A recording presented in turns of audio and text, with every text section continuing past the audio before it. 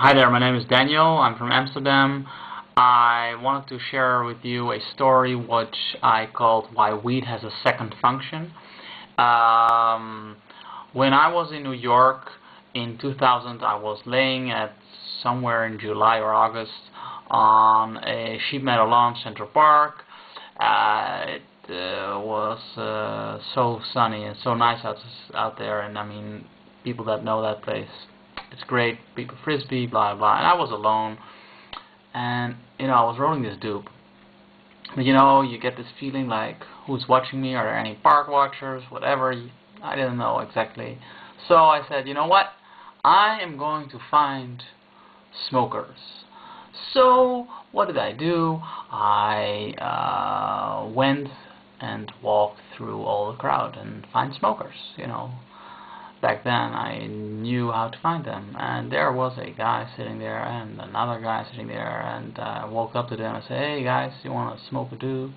They were like, "Yeah, sure, come have a seat." So it happens that these two guys are brothers. So one of them is called Benny, and the other one is called Danny, and Danny is going to play on his guitar while he's getting baked, and me and Benny are starting to talk. Now Benny is there because of the fact that he is 4 months before he goes in to his army period, and he's staying with his brother. The funny thing is that Benny, tells me that he lives in Jerusalem and he doesn't like it there so much whatsoever. I'm like, well, I used to live there, so maybe I should hook you up with my friends. And he asked me, "Who are your friends?" I said, you don't know them. He says, "Well, say their names." So I start to mention a few names, and he's like, "Dude, I know all of them." And I'm like, "Well, you see, this is a small world. That's funny." And he goes over to his brother, and he goes, "Yo, Danny, this kid here knows all our friends." And he's like, "Really?"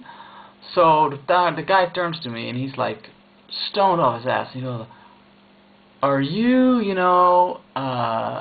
know any guy called Dan or Amsterdam, and he lives in Harlem?" And I'm like, "Dude, that's me," because my nickname at my friend's crew in Jerusalem is Amsterdam.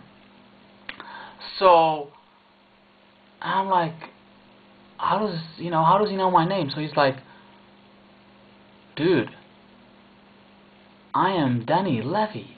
And I go like, Danny Levy. And I'm stoned. When you're stoned, you think, whoa, get sharp again.